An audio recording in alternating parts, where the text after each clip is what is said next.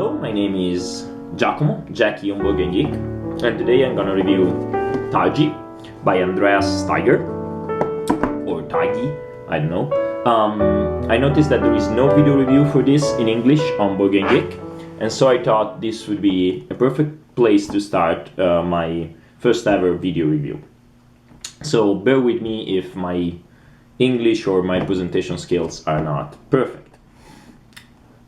So Targi is a game for 2 players that runs in 45 minutes to an hour. It's published by Zeman Games in the US, but is originally by Cosmos, so it's part of the Cosmos 2 players line. And it's a worker placement with a twist. When you place your workers, you're not only thinking of what action you're taking, but also of connection on a grid that will give you additional stuff. So you take into consideration 3 factors. First, what you're playing your worker on, what action you will take. Second, what combination can you get out of the placement of these 2 workers that you place each turn, 3 workers, sorry. And third, of how can you stop your opponent from getting fruitful combinations. So the theme of the game is about the Tuareg tribes trying to survive in the desert. Actually, Targi means men in the Tuareg language. But this said, there is not that much of a connection between the theme and the gameplay. Not that it wants to be, it's a straight up Eurogame. The illustrations on the cards are nice. You have dates, pepper, and salt as resources that you try to acquire, plus the weird addition of gold that is not something that you normally think of when you think of desert tribes. So as far as an Eurogame goes, the art does its job to fulfill the idea of the theme. These are the border cards, which are the core of the game. As you see, they are disposed to form a rectangular shape, and there will be the place where you're gonna put your workers. And they have, as I said, a double purpose. First, wherever you place the worker, you are guaranteed to take that action. So if I place my blue worker on number 6, I am guaranteed to gain 1 pepper.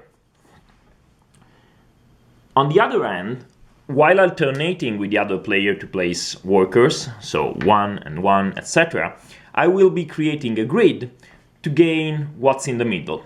In the middle, we will have each turn 5 good cards that provide you with the resources that you will use to build tribe cards, that are the other thing that will be available. So when you place your workers, so blue went, then white went, then blue places again, you have to follow 2 rules.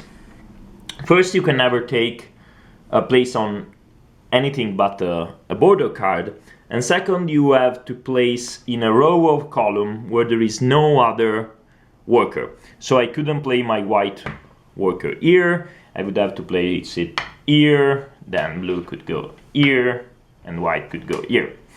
When we are done, we see where we cross our own imaginary lines, starting from our workers. So this would be it for blue, and this would be it for white. So you see that as soon as you place your worker, you're not only creating connection, but also taking away possibilities for the other player to make such a connection. When we are all done and placed, the first player, that a figure marked by this, and this passes every round, so you will get the occasion to be first player every other round, resolves all of his actions, then the second player goes. So what are these actions? Good cards and many of the border cards give you resources. Resources are tokens that have no intrinsic value of themselves. They are only worth something if you are able to use them for a variety of purposes. Then there are tribe cards. Tribe cards are the main goal of your playing, and they will be providing you with points. You can see these little cross-like signs on the bottom of some of the cards. Let's see if I can show you. Yes, here. And these are cards that are worth point at the end of the game. Moreover, when you gain these cards, you will arrange them in a village, as I will show later. So there are cards that do all kind of weird stuff. I won't go into them in details. There are one spot that lets you draw new cards, one that lets you get rid of a card you have, one that lets you take an action that was unselected, so can be very powerful because you can move your token to a spot that you were denied by your opponent, but to do so you are sacrificing 2 actions. So of course it's a very expensive option. There is the Silversmith, where you can trade resources for points. There is the Trader, where you can trade resources for other resources or resources for gold. So you keep selecting this. The available choices change slightly because there is a robber going around and preventing placement on that particular card every turn. But beside that, the game plays a little bit samey over the course of the game, but that is strength. It's more about you outplanning your opponent than about some wild coup de théâtre. Whenever the robber reaches the corners, you have to pay something in order not to lose points. When it reaches the end, the game is over. Otherwise, the game can be over when you build your 12th tribe card. So let's go into the detail of tribe cards. Tribe cards are the main source for victory points in this game. They come in 5 different suits: Camel Riders, Targi or Tribe Woman, Camp, Oasis, and Lake. When you get one from the grid, remember that tribe cards are never directly on the border cards. They are always on the grid, and they get changed every turn. So whenever you gain one, you have a choice whether to immediately pay the cost and place it in your village, or keep it in your hand. Problem is, if you get one in your hand, you cannot get another one until you have played that one through a specific action on the border cards. So you may want to get cards that you are guaranteed to be able to play. You will then construct your village throughout the game in a 4x3 grid, and whenever one of the players completes his village with 12 cards, the game is over. So getting a bunch of cards is not only good because it gives you points, but also because you can force the end of the game upon your opponent. When you arrange cards in your village, you want to either compose rows made of 4 different suit cards, or even better, 4 of the same suit.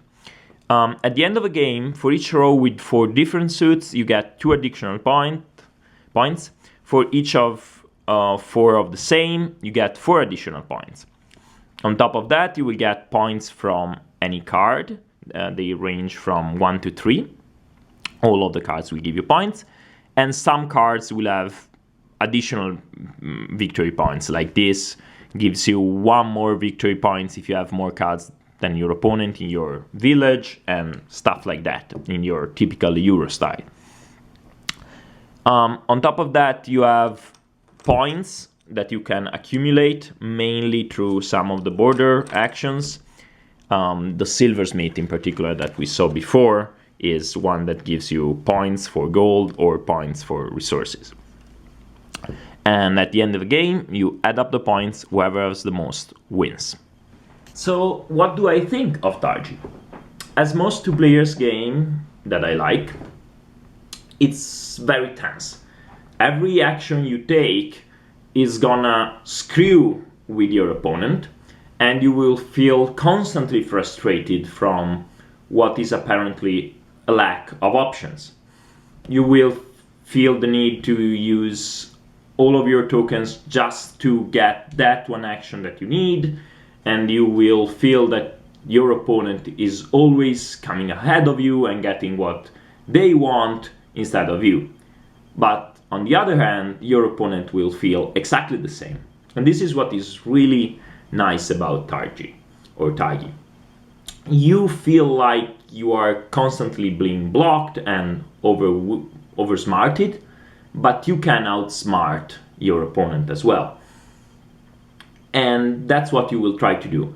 There is little luck involved, because sometimes you really need one tribe card, and when you replace the ones that you have taken, that one will not come out. Some other times you will get a random resource and it will be a very precious gold instead of a useless salt.